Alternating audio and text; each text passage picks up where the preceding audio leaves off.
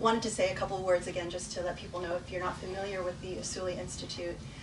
We're a relatively new nonprofit. We started at the end of 2017 and have been giving halakas, and we have a lot of information online.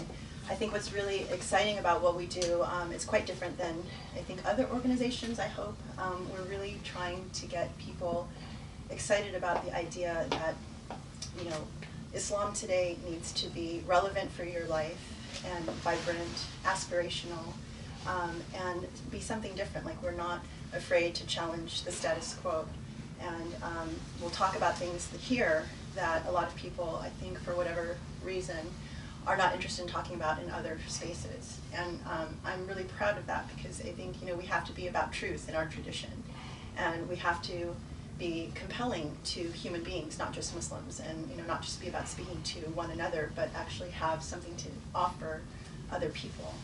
And one of the really exciting things that we've done recently, I think most people know now, is that we are doing weekly virtual Friday prayers. So we are, we started about, I think, 3 weeks ago, and this is a huge effort. I mean, it's a big deal to prepare a khutbah every Friday, and we do it out of conviction. If you haven't already watched it, I would highly encourage you to watch the actual first virtual khutbah online, because the professor talks about why he made the decision to do this, and why, what the juristic opinions have been about it, why it makes sense, what people have said about it, and why it's so needed right now, because a lot of people are turning away from the mosque. They're not moved by what they hear. It's not an inspirational message. It's not something, people usually oftentimes will go to the mosque and just shut down and not listen to anything there, or they just decide not to go at all. So there are a lot of reasons why we decided to do that. But I think the most important for me, aside from the convenience or being able to reach people who wouldn't go to the mosque otherwise, or maybe are ill and can't get there, or converts who feel disconnected from the community, there are a lot of different reasons why people would go, and we live in a digital world. But the point was not to create a convenient method for people to connect on their prayers, although that is a wonderful reason why. For me, it was extremely important that I feel there is nowhere to go to hear an inspirational, smart, moving message about your faith, where you can learn something and where you can feel like you're getting pushed to think and explore, like, what does spirituality really mean for my life, and how do I be a better person, and what does it really mean to be Muslim? So I don't care so much about the technicalities of the Jumu'ah from my perspective. I wanted to be able to say, okay, we offer something that you can go and watch once a week. Even if you don't join in at the Jumu'ah prayer time, if you watch a khutbah and you know that every Friday you are going to have an infusion of something smart, something that will move your heart and appeal to your mind, that is something that can really move the meter. And one of the things that we're always trying to do here, or at least for me, I'm always trying to think, what can we do to really make a difference? How can we make people fall in love with Islam again and be excited to try and figure out what this faith is about? And I think that's so much of what we try to represent. And one of the things that I wanted, if you missed this last khutbah on Friday, it was mind-blowing. So I'm not going to give you the spoiler alerts, but one, if you haven't watched it, I highly recommend that not only do you watch it, but you get every single person you know who's a thinking, moral, ethical Muslim who cares about this faith to watch it. And I'm going to tell you what are the highlights. Okay, this is like, if you didn't get this, or okay, well, I just want to tell you, it blew my mind, because the professor started out by saying, okay, in the last 30 years, we hear from well-known shuyukh, from the Middle East, that music is haram, art is haram, pictures is haram, having relationships with non-Muslims is haram, haram, haram, haram, haram. And everything that is like Islam is really mentally and spiritually oppressive. And, the gift that we got in these strange Donald Trump times, and I guess we can make an analogy, is that, as horrible as all of the things that have come out from the Trump presidency, the gift and the benefit is that a lot of people have come out and started fighting for what's good and what's beautiful. And there's an opportunity to make an improvement in our world. So if you take that analogy to what's happening in our Islamic context, there's a lot of hypocrisy that has revealed itself in the messages that have come out in the Middle East.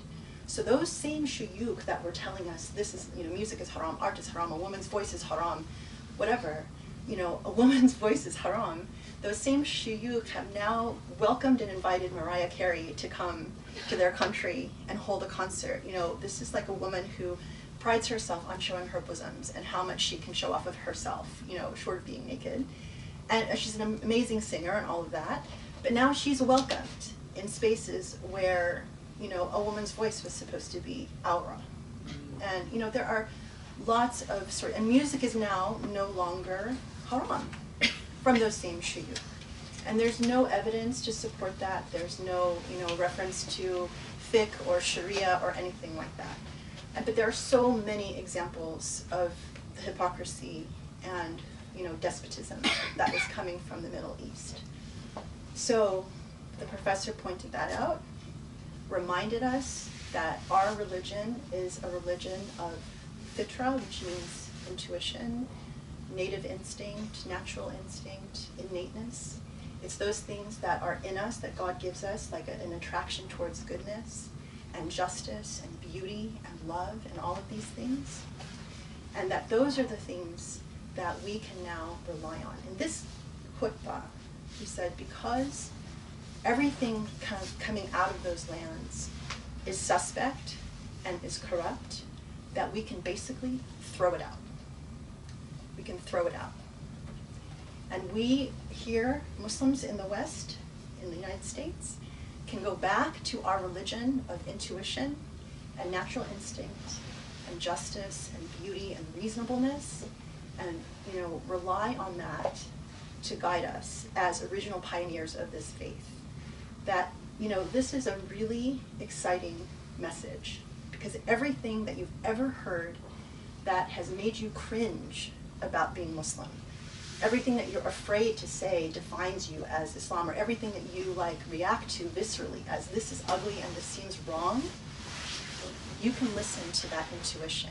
I mean, if you have a sheikh, the alternative is, of course, if you have a sheikh that you trust because that sheikh, embodies beauty and reasonableness and justice, then, by all means, you must follow those evidences. But if you, in your heart, hear something that is not right with you, that, doesn't make you feel that this is beautiful or reasonable or just, then you can say, you know what, thank you very much. I am going to, I'm going to go back and consult my own fitra, my own intuition. And that is, that's what's going to guide me. So we have tried to make that message clear in other ways. We've talked about things here. But to have, the professor actually come out and say that in a khutbah is transformative. We have been given our religion back. Anything that you don't feel comfortable with because you think it's not right, you can say no. If someone tries to tell you, this is haram, sister. Your hair is, showing out of your hijab. Your line is not straight. You can't have dogs in your house. You can't. This is haram, haram, haram. You now have been given license to say, no, this is not beautiful. This is not just, by my estimation.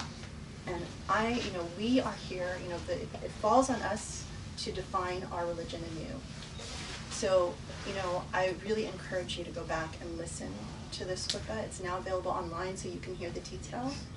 But that is the net of what I got, and that is a really powerful license and permission that all of us here have been granted. And with that comes responsibility, of course. But it's extremely exciting. So, it's a little bit mind-blowing. So, but anyway. So that's number one. And please join us, because every Friday, whether we are here or we are at the Islamic Center or if we're traveling wherever we are, for now in the looking forward, every Friday wherever we are, we will be live streaming. And if not, then if you can't make it for that, we'll definitely record, and it'll all be online at usuli.org and also on YouTube. So, you know, it's wonderful, shifting gears, it's wonderful to be back here. It feels like it's been a long time, and I'm not sure if it's actually because of the amount of time that has passed or because of what has actually happened, you know, since we've last been together. I think everyone knows by now that, you know, we lost a really dear friend, Guido Santi. And it doesn't, you know, feel right. This is the first Hanukkah that we've had without him being, you know, in our midst. And I didn't want to let a Hanukkah pass without, you know, talking about Guido. The professor actually two khutbahs ago did a beautiful khutbah about Guido and talked about, you know, how he was really beautiful and, you know, the lessons to learn from when someone's passing. But I also wanted to take this opportunity to kind of talk about Guido and what he meant to, you know, all of us. I mean, many of us knew him. A lot of you probably, you know, remember him, that he's the guy in the camera, like you met him and he's like filming you and a little bit too close at times, you know, like while you're praying and stuff like that.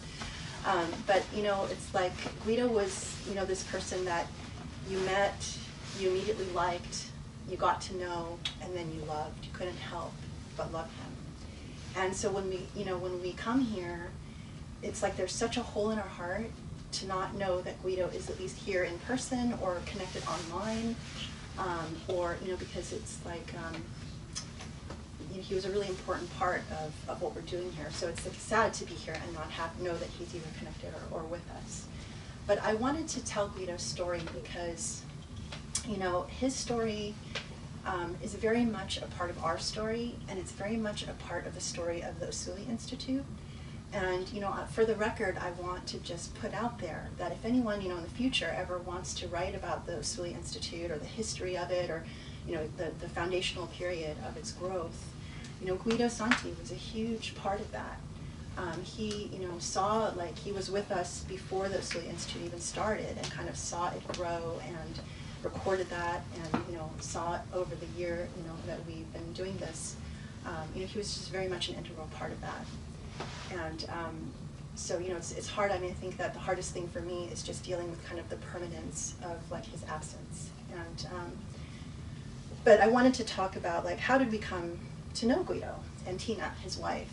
And, you know, it's a really interesting story. So back in May of 2017, we got an email, the professor did. I mean, I think a lot of you know, like, aside from being the partner for the professor at home and here at the Usuli Institute, I'm also like his right-hand person at the law school at UCLA. So I handle a lot of emails and media requests, and so whenever we get, you know, interview requests, and which we get a ton of, I'm usually the one that makes contact and kind of sets up, you know, recordings and all of that kind of thing.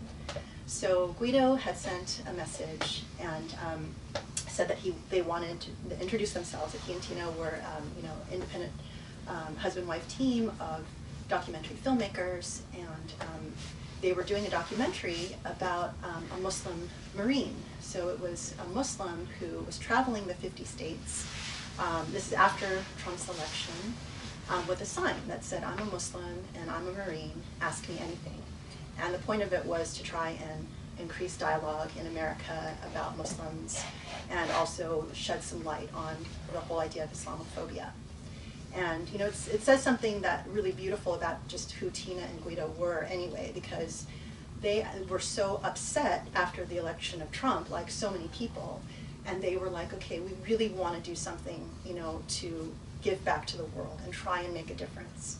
And, you know, they are award-winning filmmakers. They have made a film called Monk with a Camera, and another one called Chris and Dawn Love Story, and these are like award-winning movies. You can find them on Netflix and watch them. And so they wanted to put their talent into helping Muslims because they recognized that there was a lot of hatred towards Muslims. But they knew absolutely zero about Islam and Islamophobia. I mean, they probably didn't really even know what they were getting into, but they were like, okay, this is what we want to do. So they connected with the Muslim Marine and you know, contacted us in reference to that. They wanted to interview the professor. But what struck me about it is that they had already, before they contacted us, read The Great Theft, one of the professor's books. And, you know, I've talked to so many different documentary filmmakers and journalists and TV hosts and whatever, And you start learning, like, you know, just the range of the people that you deal with, because some people are really into it. You know, they put a lot of time in and they research and all that. And then you have people who just come in and they just want to quote here or there. So you get, you know, a good sense of the range. But Guido and Tina really struck me that they were willing to really dig in. So when they told me that they had read The Great Theft, you know, I took the time to tell them a little bit more about, you know, who we are and what we do, and tell them about the library, and recommended like Reasoning with God, another book, and The Search for Beauty. And so they immediately ordered those books and they read them. So before we even met, this was in May, and we met, you know, for filming in June, they had already read more than most Muslims read. Okay, I mean, it's really amazing. So that was an indication, and they were really nice, you know. And by the time they arrived, the things had not worked out with the Muslim Marine, which is very interesting. I always feel that there's a divine hand in everything, because they had to start their journey in understanding Islam by seeing a very cultural, like, version. Because as they got to know the Muslim Marine, and they followed them and took pictures and whatever, they noticed that when they had social gatherings, the women were separated from the men, and, you know, there were a lot of the, you know, just what you typically are accustomed to. That was their first introduction. So that was kind of, you know, probably curious for them. And they did a lot of reading, you know, from Islamophobes, you know, because there's a lot of stuff out there. If you are just trying to learn Islam and Islamophobia, you know, where do you go? You know, you go on the internet and you can get all kinds of stuff. So they came with their binders full of stuff. They really did not know how to make sense of any of it. And the documentary with the Muslim Marine had fallen through. So when they came and they met us, you know, we talked for a long time. They did a really long interview with the professor. They started to see that, oh my gosh, this is amazing, because this approach spoke to their heart. It was about beauty. It was about humanism. It was, you know, it had answers to, you know, how do you make sense of all of this Islamophobic, you know, craziness and whatever. And very soon as they got to know us, they decided that this is where they wanted to spend their time in building a documentary. And, you know, you have to understand, like, when you meet people and you are in this, and they wanted to, like, really make a commitment and know everything about us and see everything about our lives. And, you know, this is like a, you know, we were already kind of private people, and it's like, okay, you know, you're like, are you ready to open up the intimacies of your life, you know, to the world, and invite someone into your home and have them spend the night with you at your house and have them follow you around and, you know, have them ask you very intimate questions? Well, Tina and Guido, you know, as we got to know them, we started to realize that they're really beautiful people. You know, they were truth seekers, and they were looking for messages that resonated with their heart and that could allow Muslims to share their voice. And they learned that, okay, this is a really beautiful tradition, and this is an intellectual tradition. My God, look at this professor, and he's able to talk about everything under the sun with such nuance and such depth of knowledge. It was really intriguing for them, and they literally, like, we you know, spent hundreds of hours interviewing with them, and they became embedded in everything. Like, they would follow us to khutbahs and lectures, and, you know, they would spend the night at our house and, you know, film us doing dhikr, and, you know, come with us on road trips and stuff like that. So, you know, they became very quickly like our dear friends, because, you know, we were covering a lot of ground, and, you know, and trusting them. I mean, they made us trust them because they were beautiful, beautiful people. So, you know, it was, you know, it's amazing, because it's like, you know, you just, it's hard to open up without, you know, sorry, I'm like getting sad. But anyway, so, you know, one of my favorite memories, you know, Guido was like very curious and very open and very funny, and, you know, and we talked a lot about God and life, and, you know, spent late nights together. And one of my really favorite memories is this is a side story, when I married the professor, I changed my name twice. So once was to add a new last name, and then second was to add my Muslim name. So, and part of like why the professor thinks that I'm sort of insane is that when I added my Muslim name, I also added a name legally, Al-Khalidiyya, because I believe so strongly I believe so strongly in his approach, you know, and this was like, I'm an Al-Khalidi. I believe in the Khalidi school of thought. And he was like, oh my God, you're so crazy. So I told Tina and Guido this story, and they thought it was so funny, but they were so committed that they're like, we're Khalidis too. You're number 1, and we're 2 and 3. So now we have 3 Al-Khalidiyas. I'm 4. 4, okay, great. So anyway, but it was like, because they were so moved by, the message of humanity and beauty that they learned from the professor. So that was, another favorite story.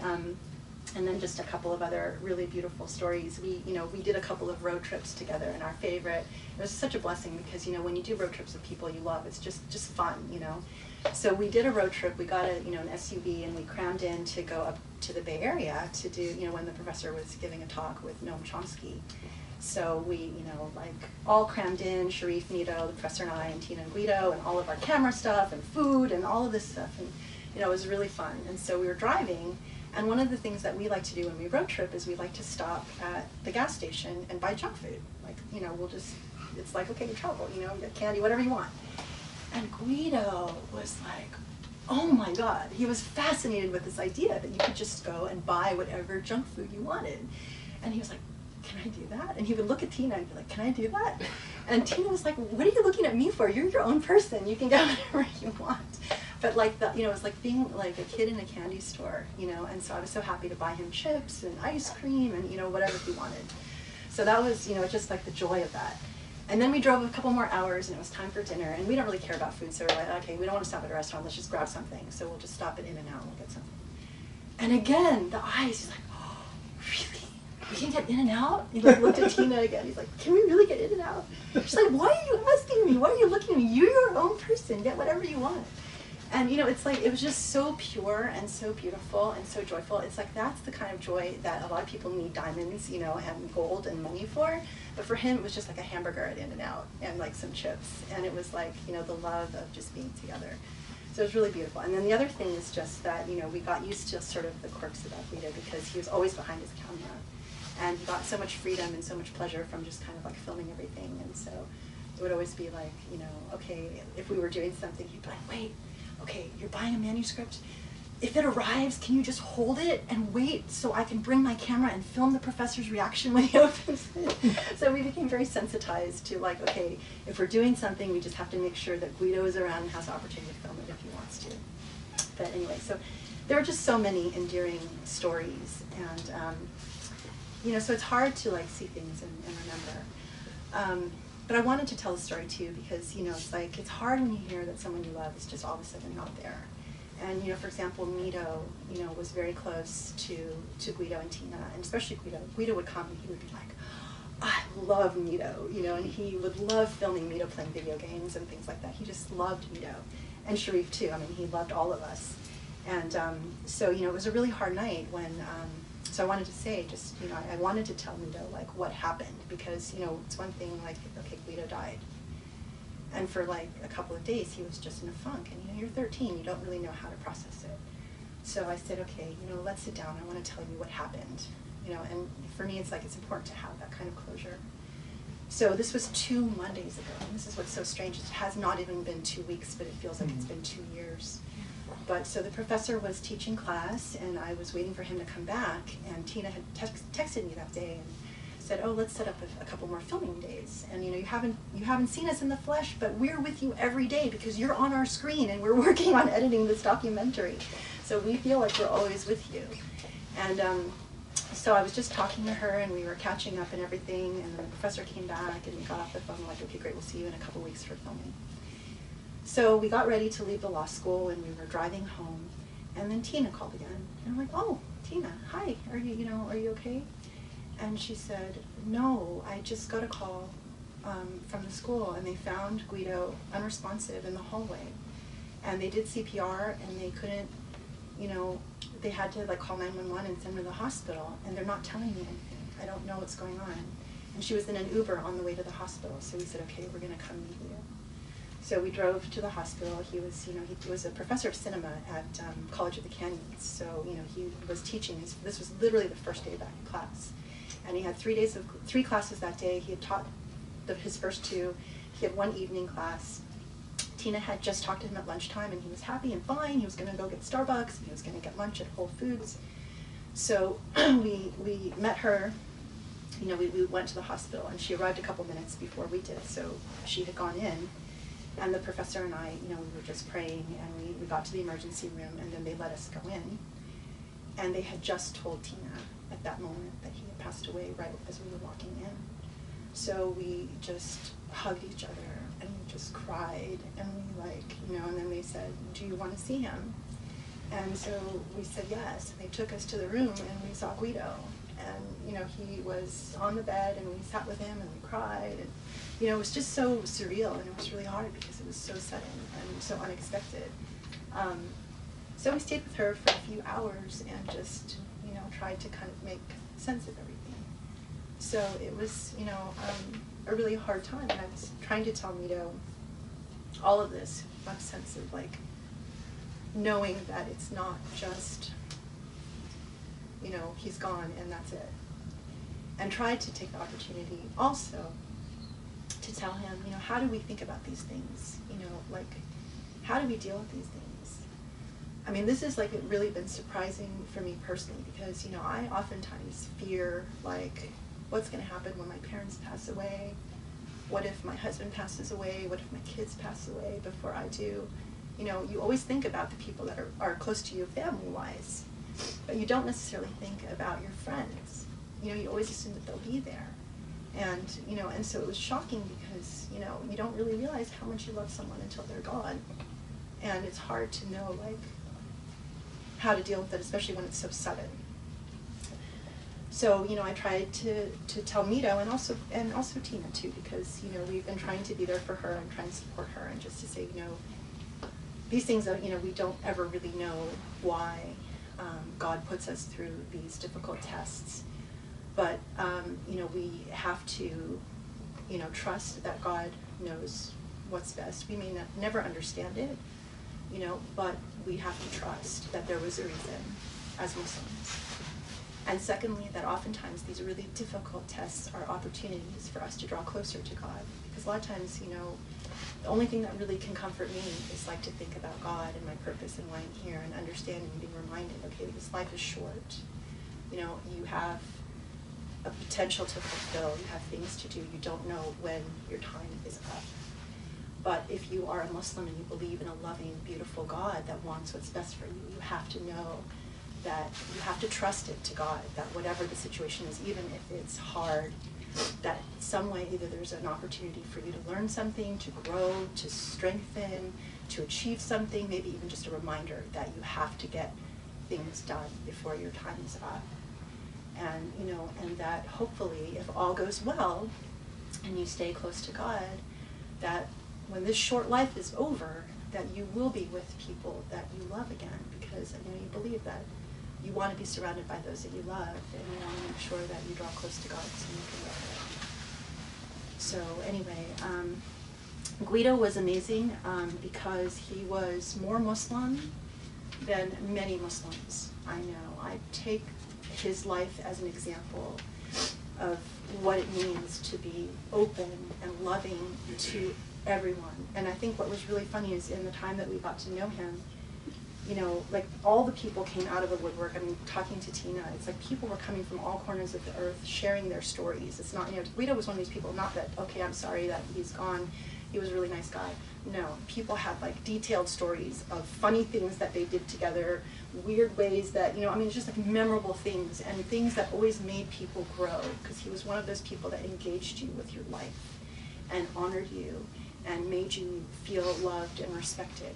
Here, he was instrumental in my development. You know, I'm here talking in front of a group of people every time at the beginning of the halakha, and he was like my biggest fan. You know, and he would just encourage me and tell me how great I was, even if that's not true. He made me feel like what I was doing was great and that I should keep doing it. And even like when he would always like comment on my Facebook posts, which always made me feel good. Like anytime I put up something, he was like, yes, or quote, you know, it's just little things. So, but you know, the stories that came out, he was really close with a shaman and an atheist and a rabbi and a, I always forget, a Swami and a Muslim and gays, because like, you know, with all the people that he worked with, you know, all of these people came out with stories, people who've known him since film school and people who've known him, you know, it was just like unbelievable. And I know some of the people here have had dinner with him and just feel like their life has been changed forever. So that is what I think being Muslim is about, is making people feel loved and respected and full of dignity, and you know, and that you can cross all of these boundaries and people still love you. So you know, and I think, you know, just to close, it's like the depth of the pain is in a way like an indication of the depth of the love. So I'm so grateful for the love that, you know, I had, you know, shared, and that we shared with him in his life, and that is also an example. And like all of these memories now, you know, are cause hurt, and I know that grieving takes time. So I'm looking forward to the time when like these memories are more like happy than sad. And I know that we'll get there. But anyway, so let's all please live by his example, or maybe say a prayer for him. Shata.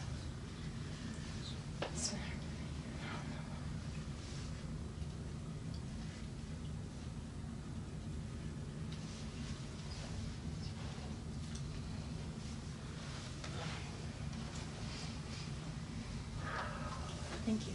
So.